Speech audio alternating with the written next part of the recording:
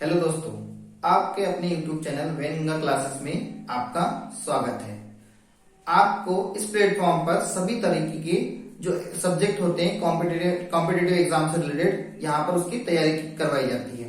तो आप यहाँ पर हमारे साथ जुड़कर अपनी तैयारी को एक आगे लेवल तक पहुंचा सकते हैं। मैं हूँ चितरंजन देशमुख और आपको मैं यहाँ पर मैथ्स की प्रिपरेशन करवाता हूँ। मैथ्स की प्रिपरेशन करवाने में हमने अभी तक 2 टॉपिक कवर कर चुके हैं, जो कि है एलसीएम और संख्या पद्धति। अब हम चाहते हैं कि आने वाले जो एग्जाम्स है उसमें जो क्वेश्चन आते हैं वो प्रीवियस ईयर के पेपर से रिलेटेड होते हैं। तो आज मैं आपको प्रीवियस ईयर के कुछ क्वेश्चन लेकर आया हूँ। प्रीवियस ईयर के जो पेपर्स होते हैं उसके कुछ क्वेश्चन लेकर आया हूँ, तो उसको हम सॉल्व करेंगे। तो इसके पहले आपने देखा होगा कि जो 2018 में स्टेनोग्राफर की एग्जाम हुई थी, जो पीईबी ने लिया था, उसमें कुछ क्वेश्चन आए थे। उसी टाइप का जो लेवल होता है अदर एग्जाम में भी आता है। तो आज हम उसी को कुछ क्वेश्चन को डिस्कस करेंगे। तो चलते हैं, हम स्टार्ट करते हैं।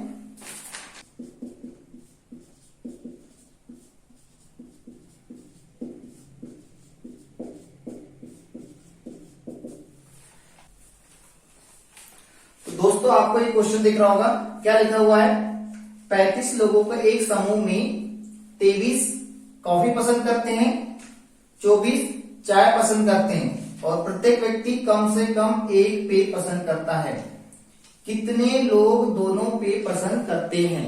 ठीक है, इस क्वेश्चन करने के लिए क्या करेंगे हम? सबसे पहले देखो क्या करना है। इसमें 35 लोग का समूह है, इसमें कॉफी पसंद करते हैं, मतलब इसमें क्या पूछा है कि दोनों पेय पसंद करते हैं। तो सबसे पहले हम पता करेंगे कि कम से कम एक पेय पसंद करने वाले कितने लोग हैं। कम से कम एक पेय पसंद करने वाले कितने लोग हैं?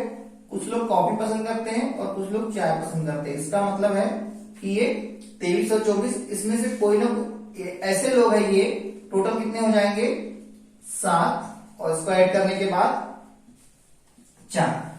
तो ये 47 लोग ऐसे हैं जो कोई ना कोई एक पेय पसंद करता है।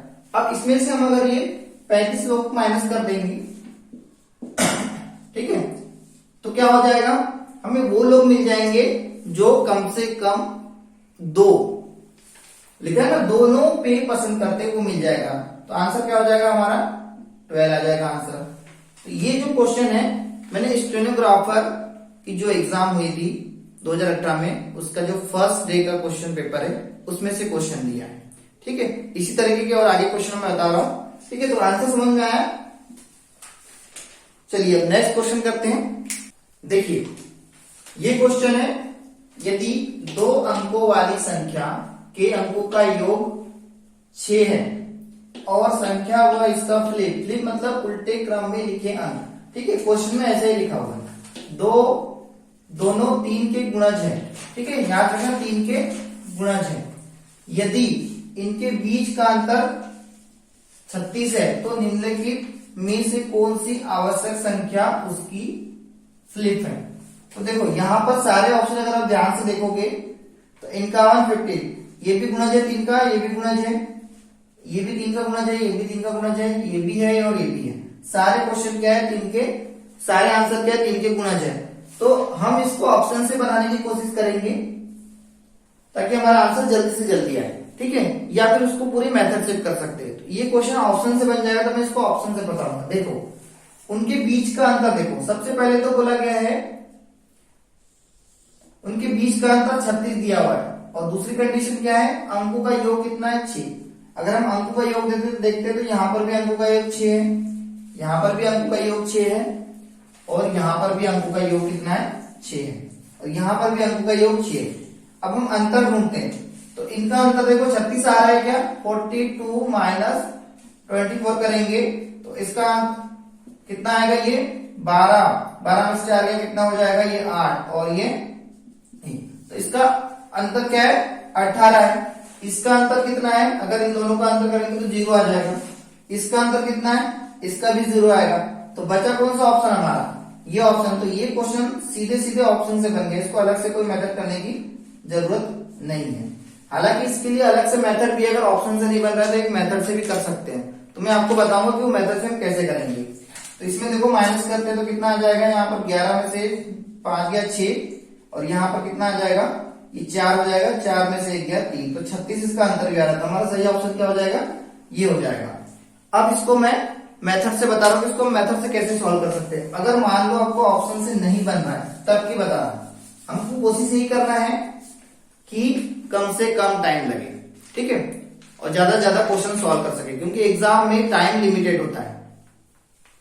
सबसे पहले देखो हम क्या करेंगे, सबसे पहले एक संख्या ले लेते हैं। देखो संख्या 2 अंकों की संख्या कैसे होगी, 2 अंकों की संख्या को हमेशा इस तरीके से लेते हैं, मतलब 10, एक दहाई और एक कोई अंक, ठीक है, और उसके बाद ये इकाई का अंक। तो ये हमारी संख्या लिखने का तरीका होता है 2 अंकों की संख्या।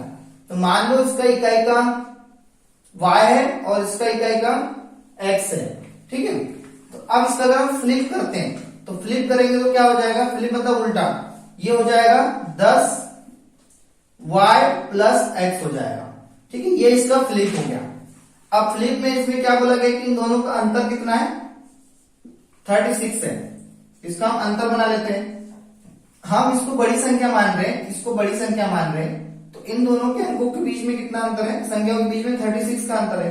तो इसके लिए हमें क्या करना पड़ेगा, यहाँ पे 36 जोड़ना पड़ेगा, या फिर इसमें माइनस करना पड़ेगा। अगर ये बड़ी संख्या होगी तो इसमें माइनस करना पड़ेगा, अगर ये छोटी संख्या इसको लेते हैं तो इसको प्लस करना पड़ेगा, ठीक है। एक दिन अब इसको सॉल्व करेंगे तो ये हो जाएगा 10x प्लस वाई इजिकल, ये हो जाएगा 10y plus x plus 36।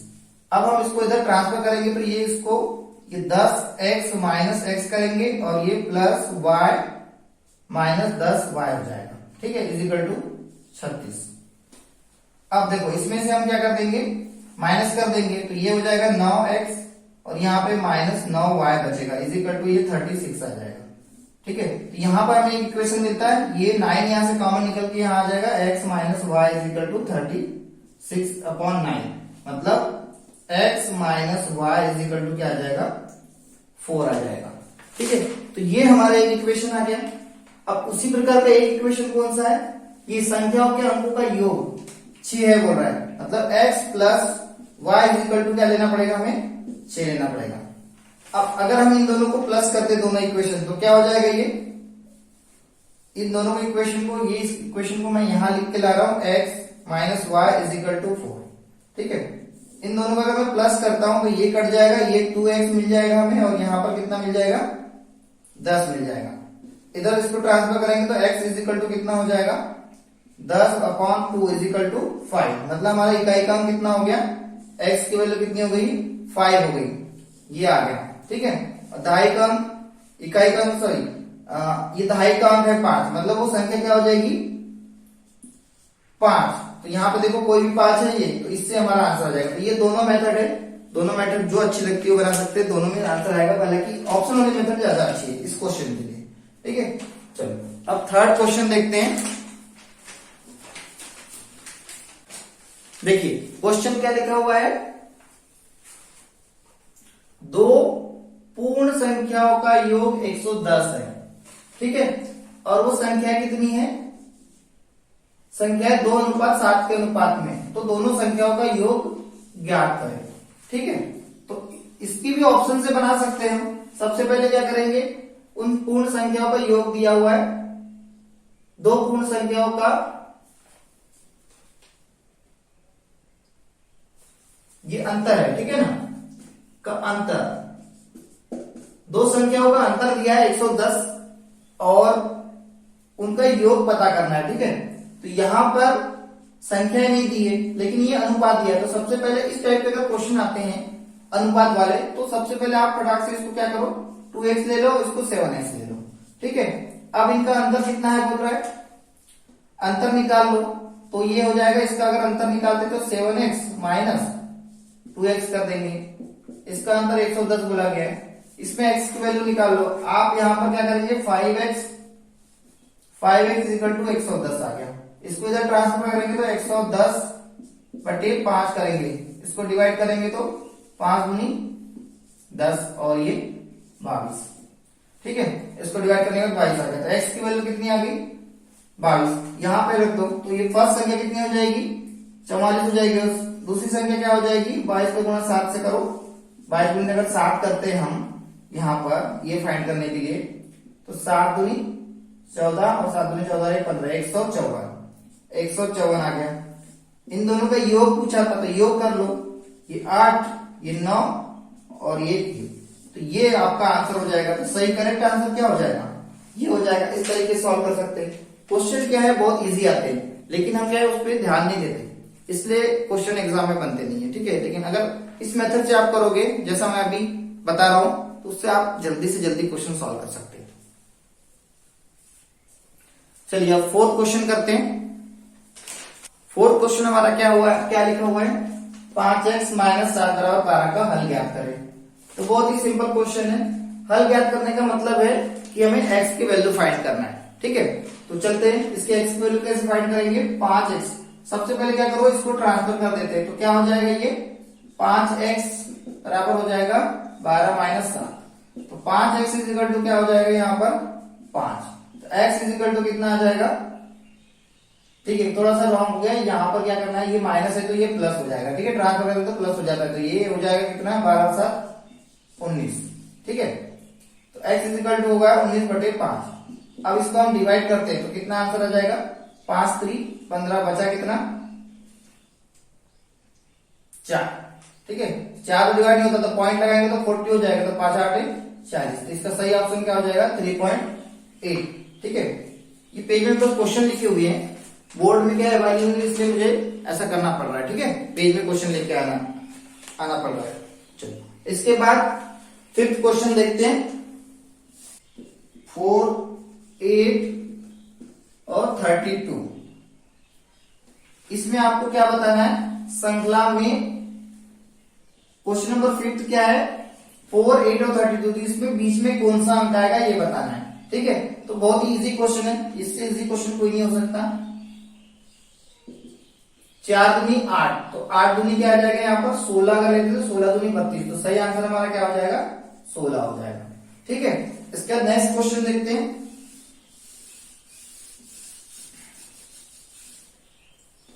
Sixth question कौन सा है, इसमें बोला गया है कि ये जो एक बहुपद है x² माइनस 3x माइनस 10 के गुणनखंड क्या होंगे, ठीक है। इसके ऑप्शन में दिए हुए हैं, ऑप्शन इसमें है x माइनस 5 और x माइनस 2, ठीक है।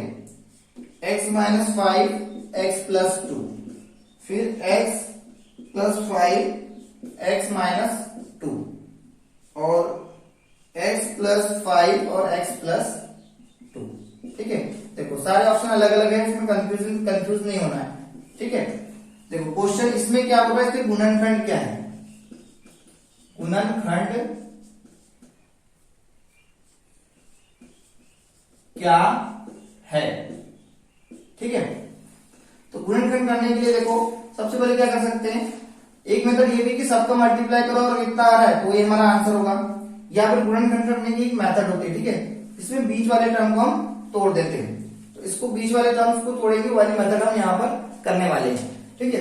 देखो क्या हो जाएगा, x² माइनस 3x को हम देखो किस प्रकार से तोड़ते हैं, यहाँ पे तोड़ने के लिए थोड़े से मेथड का यूज करना पड़ता है, ठीक है। ये है 10, इन दोनों का जो गुणा है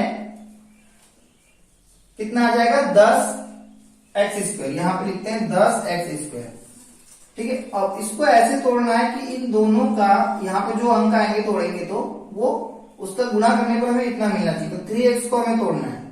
तो हम इसको तोड़ते हैं, देखो कितने में, अगर हम इसको लिखते हैं 5x और यहाँ पे लिखते हैं माइनस 2x, ठीक है। तो क्या हो जाएगा 5x और माइनस 2x, 3x आ जाएगा इसका अंतर, और इन दोनों को गुणा करेंगे तो हमें 10x² मिल जाएगा। माइनस में देखो यहाँ पर ये माइनस भी ना, माइनस में आना जरूरी है, तो हम इसको 5x और 2x में तोड़ देते हैं। तो देखो क्या हो जाएगा, यहाँ पर लिखेंगे 5x माइनस 2x, ठीक है। और ये माइनस भी आ रहा है, अब तो अगर ऐड हो जाएगा तो हमें यहाँ पे क्या करना पड़ेगा, इसको प्लस लेना पड़ेगा, ठीक है। मतलब ये माइनस होना चाहिए, ये प्लस होना चाहिए, और इज इक्वल टू क्या हो जाएगा ये 10। तो x² यहां से हम कॉमन ले लेंगे, इसमें से क्या, इसमें से हम x कॉमन ले लेंगे, x कॉमन लेंगे तो x माइनस 5 बचेगा यहाँ पर, और यहां पर अगर हम कॉमन लेते हैं 2, यहाँ पे हमें क्या लेना पड़ेगा, 2 कॉमन लेते हैं, ठीक है, प्लस 2 कॉमन लेंगे तो यहाँ x माइनस 5 बचेगा। अब ये दोनों में से x माइनस 5 कॉमन है, x माइनस 5 और यहाँ पे x प्लस 2, ठीक है, तो ये दोनों गुणनखंड होंगे, तो हमारा सही आंसर क्या हो जाएगा, ऐसा गुणनखंड कहां पर, x plus minus 2, x minus 5 और x प्लस 2, ये सेकेंड ऑप्शन हमारा सही हो जाएगा। तो ये कुछ क्वेश्चन थे और आगे के जो क्वेश्चन है मैं इसके नेक्स्ट पार्ट में बनाऊंगा, ठीक है। तो हमारा वीडियो कैसा लगा कमेंट में जरूर बताइए और चैनल पर नए हो तो जरूर सब्सक्राइब करिए ताकि आपको अपनी तैयारी में एक अच्छा परफॉर्म करने मिले, ठीक है। तो अभी चलते हैं, आज के लिए बस इतना ही, जय हिंद।